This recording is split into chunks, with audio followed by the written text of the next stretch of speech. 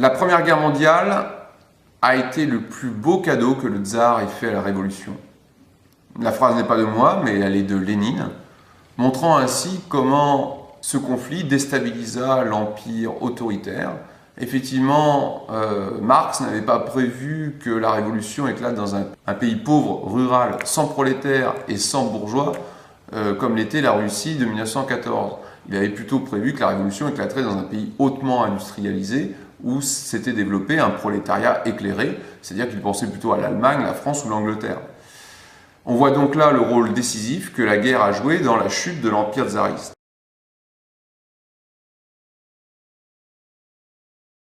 La Russie, effectivement, apparaissait au début de la guerre comme un véritable rouleau compresseur grâce à son potentiel humain.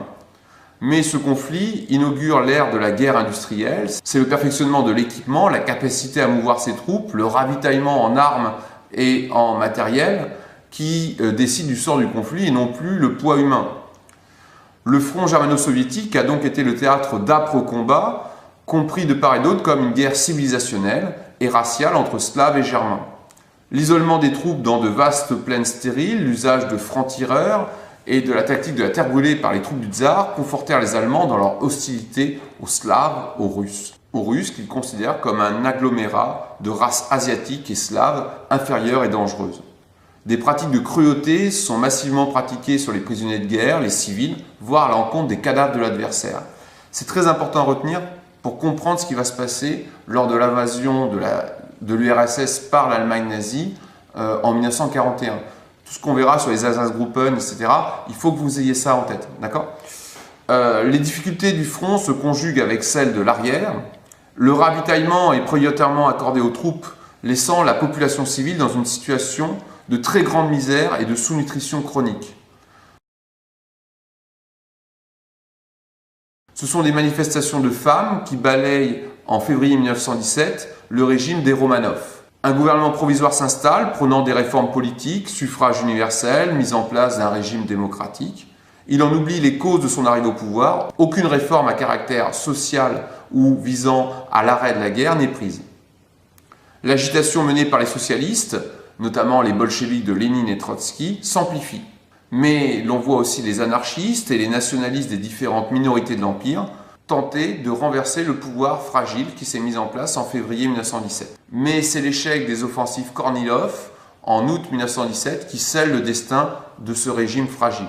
Les pertes d'hommes colossales enregistrées lors de ces attaques sont perçues par le peuple comme une volonté délibérée d'une classe dominante d'officiers de l'état-major pour se débarrasser de la populace. On assiste alors à des exactions extraordinairement brutales des hommes de troupe contre leurs supérieurs. Les mutineries se multiplient, entraînant la désagrégation du front.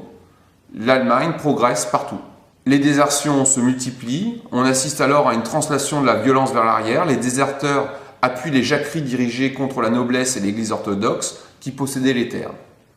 Les bolcheviks, habiles orateurs et meneurs d'hommes, récupérèrent ainsi le mécontentement pour le transformer en révolution dans la nuit du 24 au 25 octobre 1917.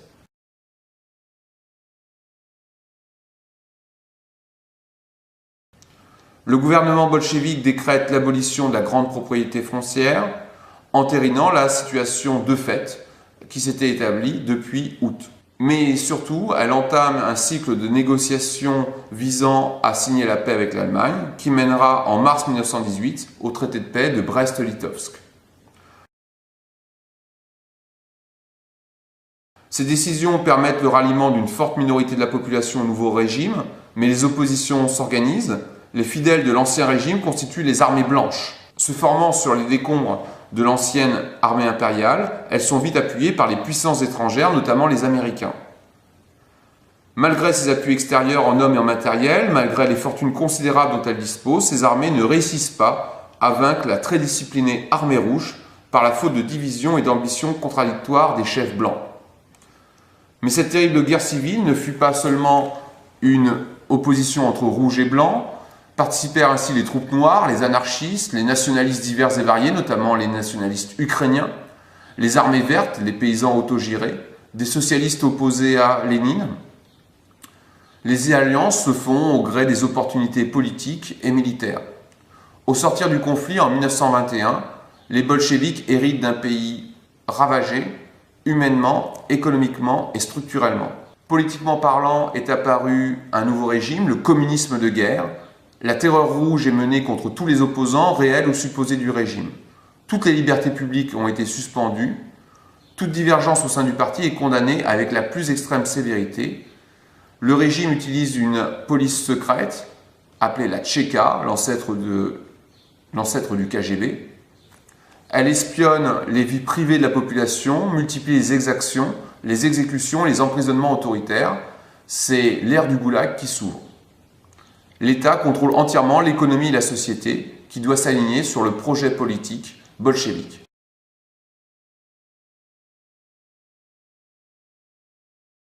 Ce nouveau régime est l'héritier de trois tendances et d'expériences historiques: la terreur robespierriste, le principe de la dictature du prolétariat édicté par Karl Marx et la violence de la Première Guerre mondiale.